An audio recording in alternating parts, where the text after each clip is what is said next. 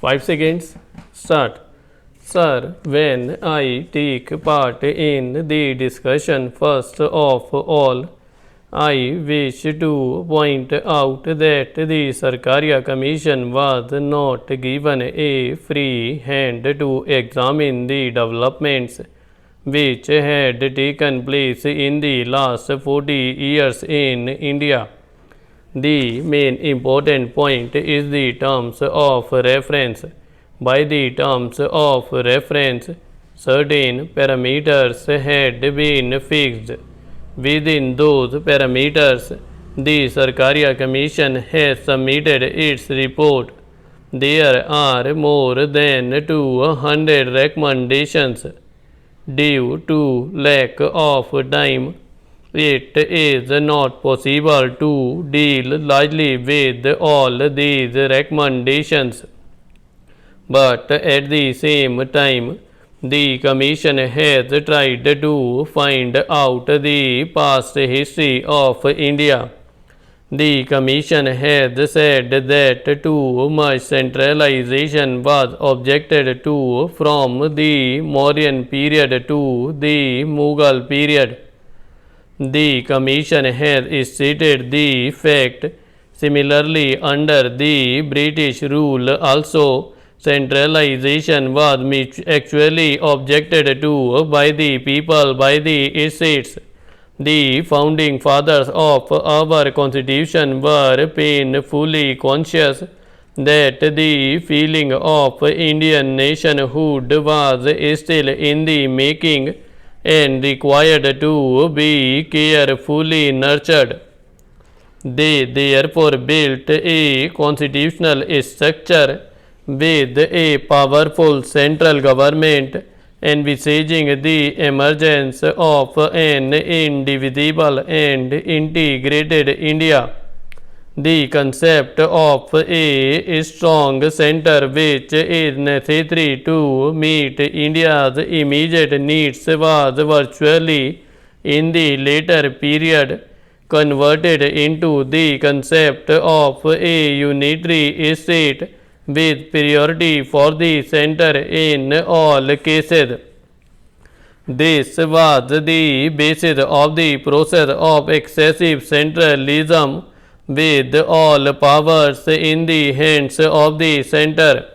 India is developing on the path of capitalism, especially monopoly capitalism.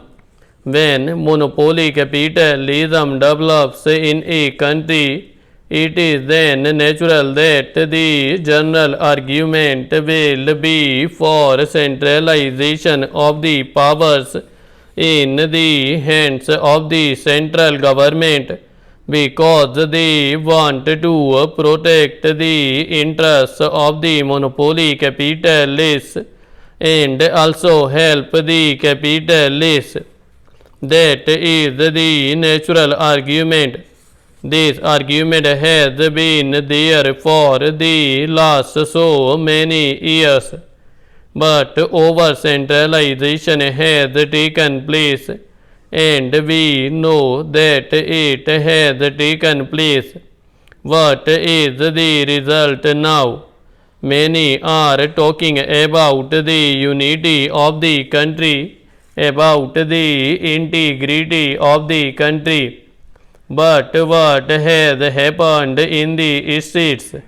Communal forces have grown, divisive forces have grown, and the integrity of the country has been jeopardized. When the powers were vested in the hands of the center, why has the center failed? The Khalistan movement is there, and there are other movements also, secessionist movements. Now some people are demanding a Jharkhand state, and then there is a demand for an Uttarakhand state. These are all developing. There was a similar demand in Darjeeling, but fortunately that has been solved now. but other physiporous tendencies are growing, and the center has not been able to control them. The center has not been able to prevent them, but they think that only for the center and not for the states that the unity of the people has to be maintained.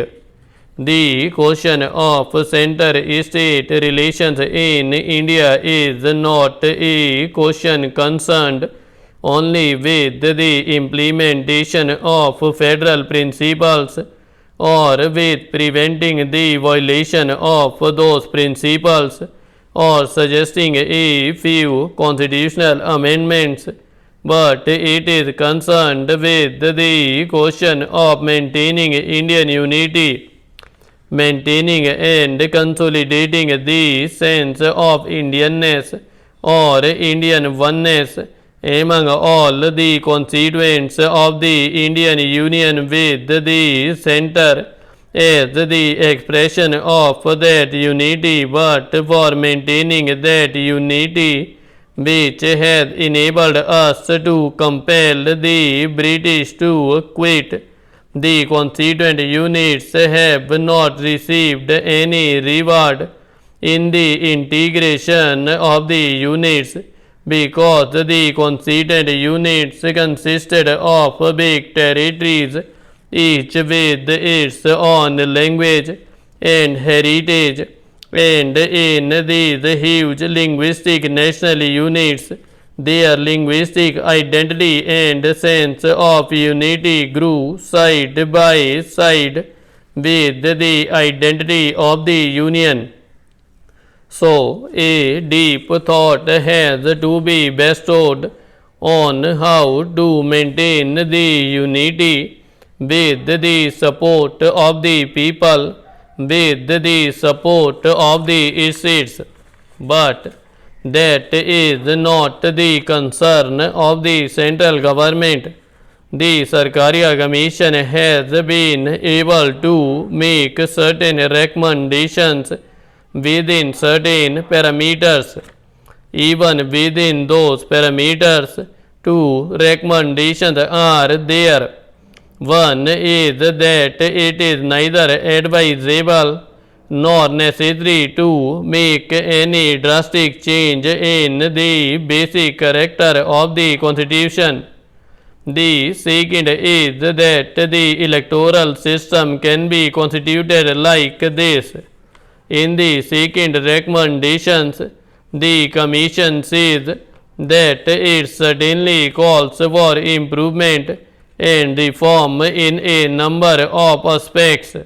The actual working of the Constitution leaves much to be desired. It has said about the changes proposed in the financial aspects of the Indian Union and the states. The arrangements are far from being satisfactory.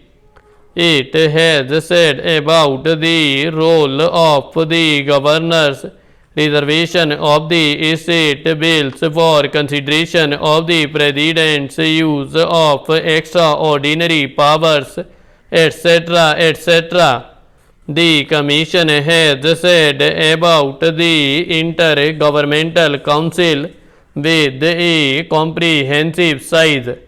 It has said about a National Economic Development Council having a nexus with the Planning Commission. Limitation of the centrally sponsored schemes, state finance and planning, etc., etc.